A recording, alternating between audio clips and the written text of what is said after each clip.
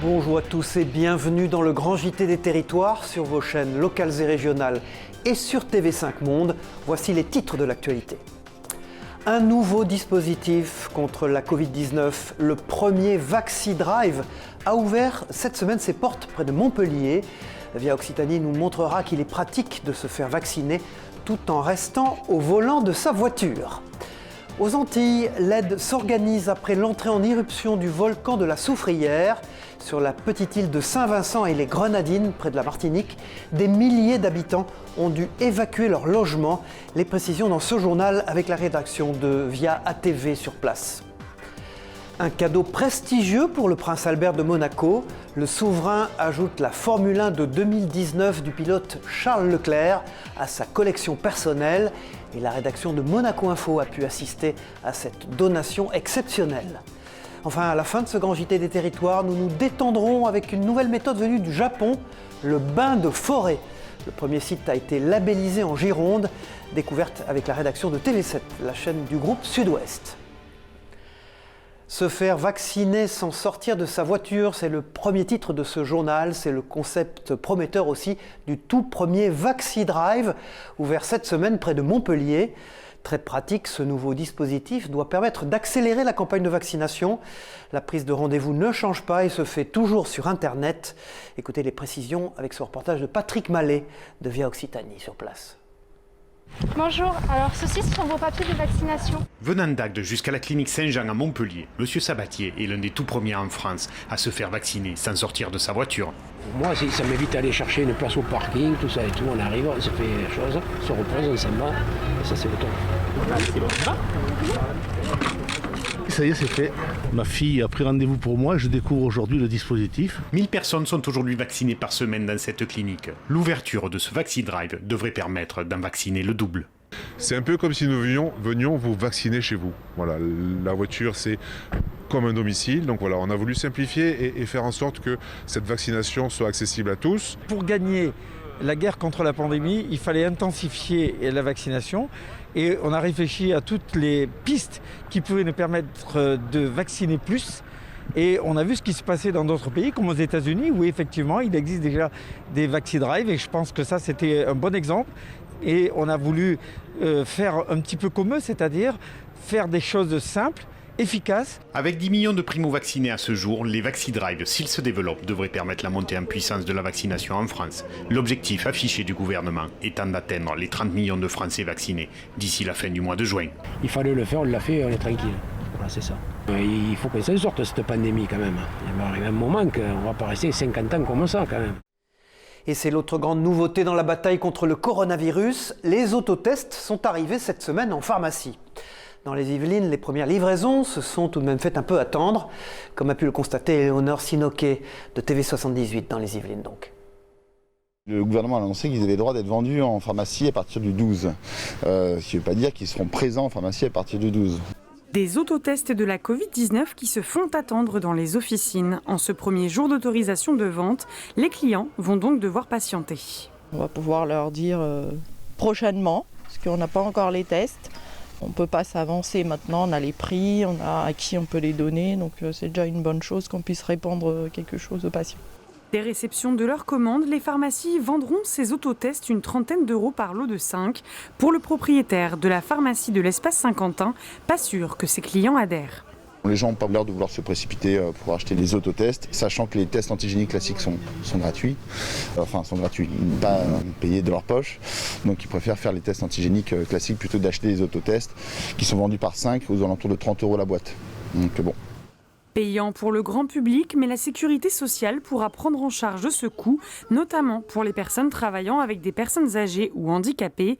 Ces autotests devraient donc arriver dans le courant de la semaine dans les pharmacies yvelinoises. Les premières semaines des vacances d'avril se terminent en France. Des vacances, vous le savez, réaménagées pour contrôler l'épidémie sur tout le territoire. Alors que de nombreux Français ont dû rester chez eux avec leurs enfants, d'autres ont eu la chance de s'exiler. C'est notamment le cas de retraités près de Rennes qui ont décidé de passer le confinement au camping. Reportage de Philippe Berthoud pour nos partenaires de TVR à Rennes. Le camping des Chevrets à Saint-Coulon compte 284 résidents propriétaires de leur mobil-home, mais seuls 10 d'entre eux ont choisi d'y passer le confinement. C'est le cas pour ces jeunes retraités sartois qui bénéficient ici d'une magnifique vue sur la Manche et sur l'île Bénard. Je dis autant en profiter d'être à la Guémoret, qui est un site assez chouette, c'est chouette pour nous, au bord de mer. Donc on va essayer d'en profiter pendant un mois, donc on prépare la saison. On fait un grand nettoyage comme d'habitude et là on prend notre temps. Même démarche pour Lydie qui est venue ici avec ses petits-enfants profiter du grand air. Pour elle, son mobil-home a tous les avantages d'une résidence secondaire. On a vraiment tout ce qu'il nous faut, on a le confort, on a le chauffage là parce que quand même les nuits c'est un peu frisqué, mais quand le soleil est là c'est génial. Et on a tout ce qu'il faut, il y a le jardin, il y a tout ce qu'il faut, la plage juste à côté, un lieu de rêve ici. Conséquence du confinement, les clients habitués du début de saison, notamment les étrangers en camping-car, ne sont pas venus. Ainsi, une partie du personnel du camping a été placée sous le régime de l'activité partielle en attendant la fin du mois d'avril. La grosse période intéressante pour nous au mois de mai, c'est autour des ponts de l'Ascension. Donc ça, c'est vraiment quelque chose qu'il ne faut pas qu'on rate cette année. Le camping des Chevrets compte au total 600 emplacements, dont 75 mobil-homes disponibles à la location. Aux Antilles, l'aide humanitaire en provenance de la Martinique arrive progressivement à Saint-Vincent. Alors que le volcan est toujours en éruption là-bas, les 45 tonnes de matériel d'eau potable et de vivres convoyés par l'armée mardi soir sont arrivés à bon port. L'heure est au déchargement. Sur place, les envoyés spéciaux de Via ATV Martinique, Loïc Régis et Jean-Marc Dabreux. La frégate Ventose est bien arrivée ici à Kingston, à Saint-Vincent, vous le savez. Nous sommes partis de Fort-de-France avec dans les soutes du matériel, notamment de l'eau à destination de la population qui en a besoin depuis les éruptions de la Soufrière. Alors on espère faire ça en 5 heures, on verra, ça va dépendre un petit peu de beaucoup de choses. Cette eau va tout de suite être distribuée aux sinistrés. Écoutez les précisions d'une représentante de la Croix-Rouge de Saint-Vincent, c'est elle qui est à l'organisation de la distribution de l'eau. Nous organisons la distribution logistique avec la compagnie de l'eau et les autorités. Ils nous disent où il n'y a absolument pas d'eau dans le pays et nous dirigeons les camions et chargements. Ce matin, vers les communes et vers les gens qui ont un besoin critique d'eau. Ils vont aussi prendre les 25 mètres cubes d'eau du bateau et les distribuer aux citernes qui partent vers les maisons. Il y a l'aide française, mais aussi l'aide d'autres territoires de la Caraïbe, notamment le Venezuela, mais aussi Trinidad, qui apportent en plus d'eau aussi des groupes électrogènes qui permettront de pallier les difficultés donc, de production d'électricité sur l'île. Une nouvelle éruption a frappé l'île de Saint-Vincent avec de nouvelles retombées de cendres, notamment sur le nord de l'île. Nous vous en parlions déjà la semaine dernière dans le Grand JT des territoires. Le gel a fait beaucoup de dégâts dans les vergers et les vignobles français. Dans la Loire notamment, sur certaines parcelles comme le Pilat, 80% de la récolte pourrait être perdue. Pour aider le monde agricole, le gouvernement a déclaré l'état de calamité agricole et promis des enveloppes exceptionnelles. Adrien Blétry de TL7 s'est rendu à Marcilly-le-Châtel pour rencontrer un vigneron très touché. Regardez. Maxime Gillier possède 18 hectares de vignes à Marcilly-le-Châtel. Ce jeune viticulteur se souviendra du jeudi 8 avril 2021. Les moins 6 degrés constatés au lever du soleil ont détruit plus de 50% des bourgeons qui étaient sur le point d'éclore. Peut-être que les 50% qui restent, il n'y aura pas mieux. Donc peut-être que ça va être zéro. On voit là 1, 2, 3, 4, 5, 6 sur 10. Ça fait 60% de perte.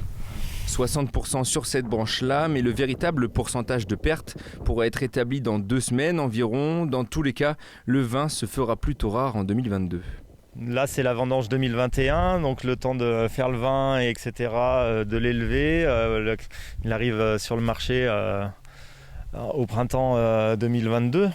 Donc les gens ont plus en tête cet épisode de gel et comprennent pas qu'il n'y ait pas de vin à ce moment-là. Donc la perte, elle est commerciale aussi en fait. Le gouvernement a activé le régime de calamité agricole pour soutenir toutes les cultures, mais les subventions qui seront versées ne semblent pas totalement satisfaire les viticulteurs. Pour ceux qui vont pouvoir acheter du raisin ou ou pour les autres cultures, c'est bien d'être classé. Après, nous en vigne, je crois que le gel il est général, donc ça va être difficile pour tout le monde. Et la situation semble très délicate dans toute la Loire. Plusieurs viticulteurs du département pensent déjà à réduire fortement le nombre de saisonniers pour les prochaines vendanges.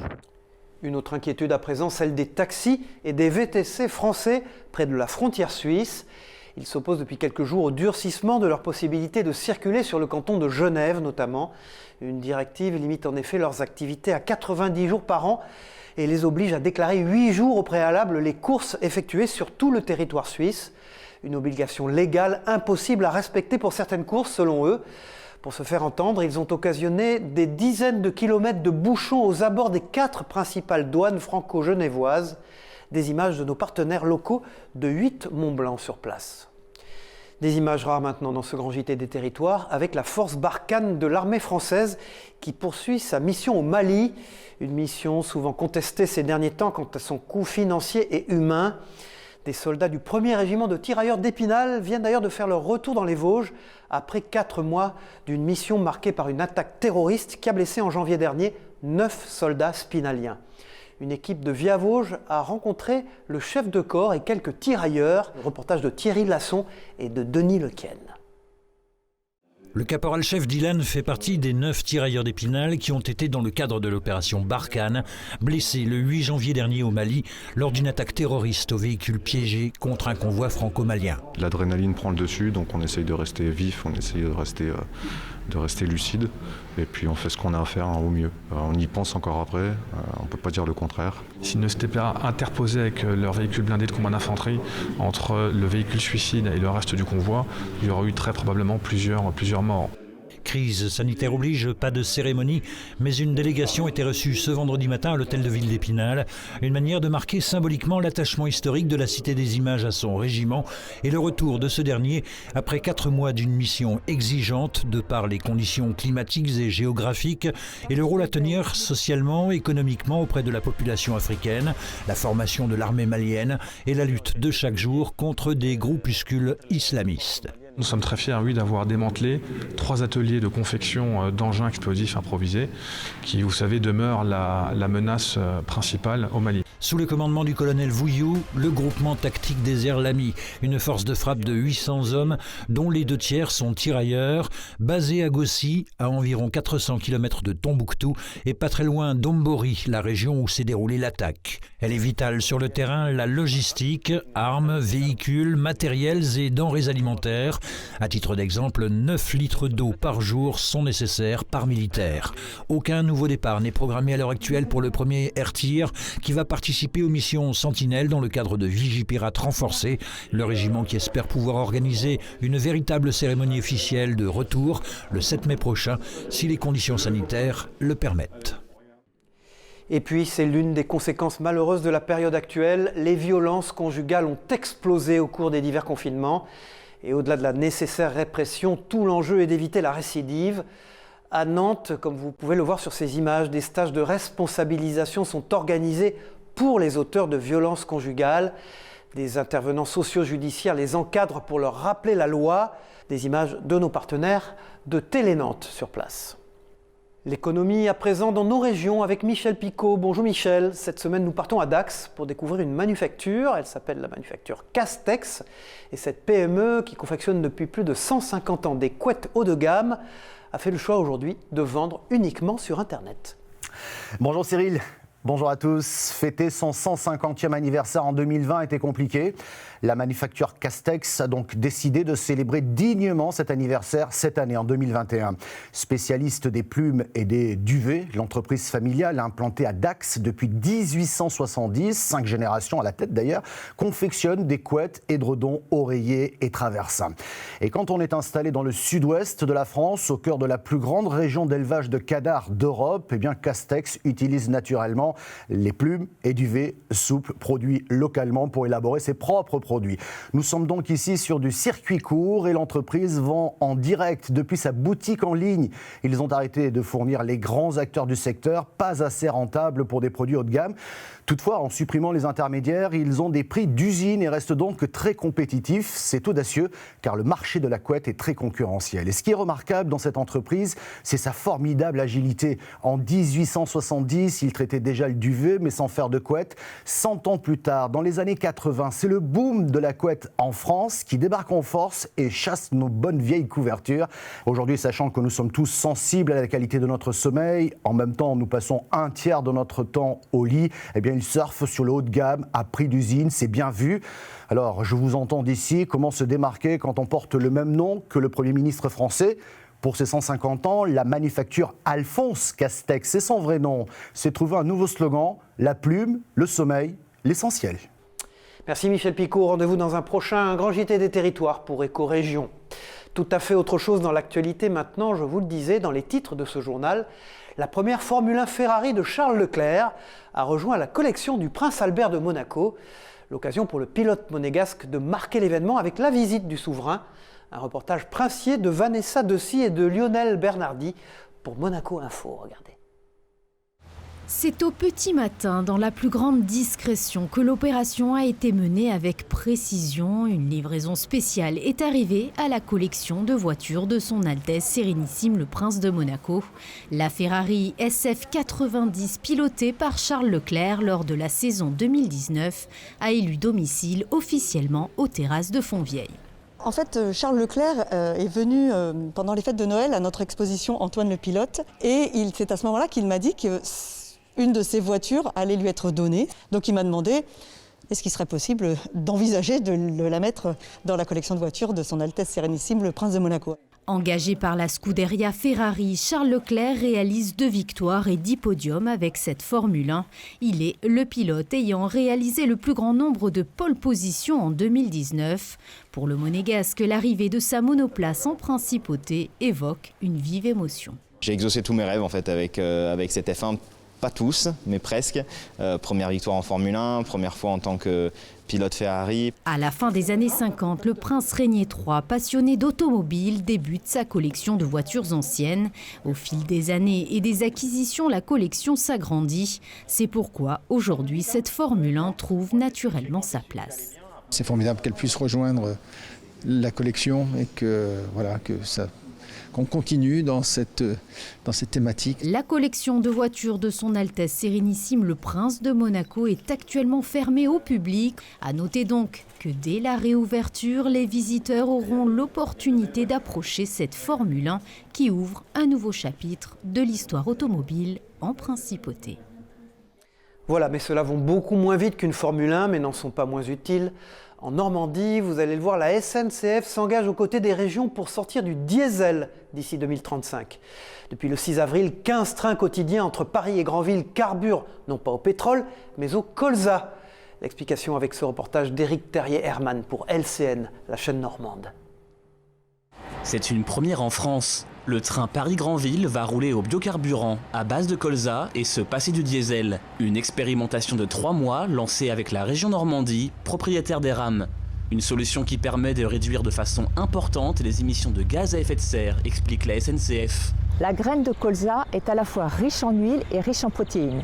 Cette caractéristique permet de produire à la fois des tourteaux pour l'alimentation animale, de l'huile alimentaire et des biocarburants. La flotte des 15 régiolistes nomades a été retenue pour ce test grandeur nature qui durera jusqu'en juin 2021. Une expérimentation qui permet d'évaluer l'impact de ce carburant alternatif durable sur le matériel et son utilisation. Donc aujourd'hui, on a identifié 0 impact sur la maintenance, c'est-à-dire que les rames vont continuer à circuler tel que c'est prévu au niveau de la trame de maintenance. On aura un suivi beaucoup plus poussé en termes d'analyse et de comportement du moteur diesel. Plusieurs projets d'innovation sont en cours pour baisser d'1 tiers l'empreinte carbone des passagers. Même économiquement, j'ai l'impression que c'est une meilleure solution d'utiliser un carburant un peu plus local qui vient de l'agriculture. Le B100 pourrait être une solution transitoire. Il nous permettrait de sortir à très court terme des énergies fossiles le matériel roulant existant, avant l'arrivée de nouvelles technologies comme le train hybride, le train à batterie ou le train à hydrogène. Nous nous rendons dans le Gers maintenant, où le paisible village de Ligarde est devenu en quelques années un haut lieu de la magie blanche. Dans l'ancienne ferme familiale, le maire de la commune, Pierre Dulon, a décidé de consacrer sa vie à combattre les forces occultes. Pourtant, rien ne destinait l'ancien enfant de chœur, réélu aux dernières élections municipales, à devenir la bête noire de Satan ou de Belzébuth. Un témoignage recueilli par Clément Gassi pour notre partenaire La Dépêche du Midi sur place. Il y a des fois que quand une personne rentre, on voit de suite qu'elle est possédée, de suite, par rapport à ses yeux, par son comportement. Et des fois, on pense un simple envoûtement, et elle est possédée. Il faut dire une chose, que le démon, il est très, très, très malin. C'est pour ça qu'on appelle le malin. À Paris maintenant, des habitants ont commémoré récemment la Commune de Paris. Un épisode historique et à visée sociale qui a débuté en mars 1871 et qui aura duré 2 mois dans la capitale. Cette déambulation captée par les caméras de Télébocal visait notamment à rendre hommage au rôle des femmes lors de cette insurrection. Et une autre page de l'histoire dans ce grand JT des territoires, à Limoges, cela se passe, une ville créative de l'UNESCO, où la commune est au service du chemin de Saint-Jacques-de-Compostelle. Le pèlerinage actuel qui passe par le centre-ville à partir du pont Saint-Étienne va être doublé d'un autre itinéraire vers le pont Saint-Martial. L'objectif est là-bas de profiter des bords de la Vienne. Précision sur place de nos amis de la rédaction de 7 à Limoges. Un des chemins de Saint-Jacques-de-Compostelle traverse le centre-ville de Limoges. En mai, un nouvel itinéraire sera proposé, balisé par des coquilles en porcelaine jaune et bleue. C'est un petit trésor dans ce carton, monsieur Puvif. Moi, je ne sais pas si c'est un trésor, mais c'est un travail par rapport au chemin de Compostelle et ça a toujours un côté très intéressant. Cette idée, en fait, elle a démarré par l'association en elle-même qui nous a contactés et qui souhaitait en effet pouvoir développer davantage les affluences dans la ville de Limoges à travers ce chemin de Saint-Jacques. Très joli passage que nous avons actuellement, mais aussi de l'utilité et de l'importance peut-être d'avoir un autre itinéraire, justement qui permettait d'avoir un autre aspect touristique. L'itinéraire proposera un cheminement sur les bords de Vienne, au pied de la cathédrale Saint-Étienne. Le repère du chemin centre-ville reste la coquille en métal, mais passons à l'atelier du porcelainier pour la nouvelle version. Ça, c'est réellement l'original. C'est le modèle, c'est ce qui a servi réellement à faire le moule pour pouvoir tirer les premières pièces en porcelaine. Et là, on devrait voir apparaître la coquille en porcelaine. Actuellement en phase de décor, les coquilles devraient être posées dans le courant du mois de mai prochain. Et sur la commune de l'Île-Rousse en Corse, des fouilles archéologiques portées par les services de l'État avec l'Institut national de recherches archéologiques ont permis de mettre à jour une nécropole datant des 3e et 6e siècles de notre ère. Une découverte évidemment rare et historique. Une quarantaine de tombes ont ainsi été trouvées. Les défunts sont inhumés majoritairement dans des amphores provenant de Tunisie. Les détails au micro de Pierre Pasqualini, journaliste de Via Télé Paese pour nous.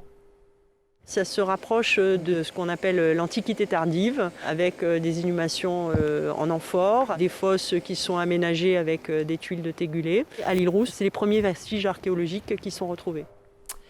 Et si nous nous détendions un peu maintenant durant cette période stressante grâce à un bain de forêt? Le Shinrin-yoku, traduit en français par bain de forêt, est une pratique médicinale japonaise, considérée comme une thérapie naturelle contre le stress. Le département de la Gironde a décidé de l'inscrire au programme de ses animations nature. Alors qu'au Japon, une 60aine de bains de forêt existent, la France accueille son premier certifié à Ostens. Reportage de Margarita Gorovin pour la chaîne TV7, la chaîne du groupe Sud-Ouest en Gironde. Écouter, toucher, contempler, éveiller ses sens au contact de la nature. À Ostens, 600 hectares d'arbres et de lacs ont été certifiés comme bains de forêt.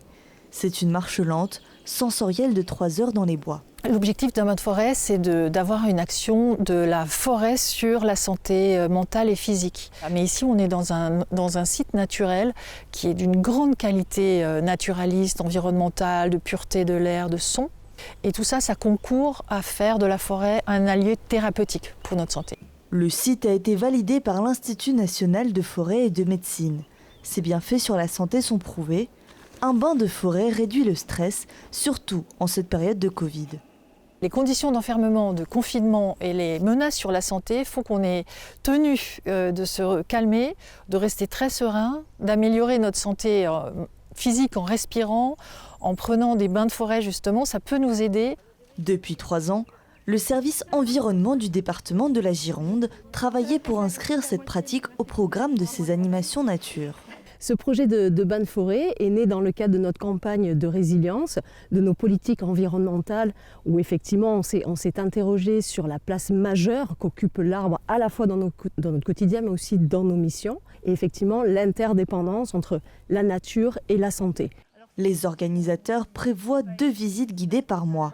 Les bains de forêt sont gratuits, il suffit de s'inscrire sur le site internet du département et se rendre à la forêt d'Ostens.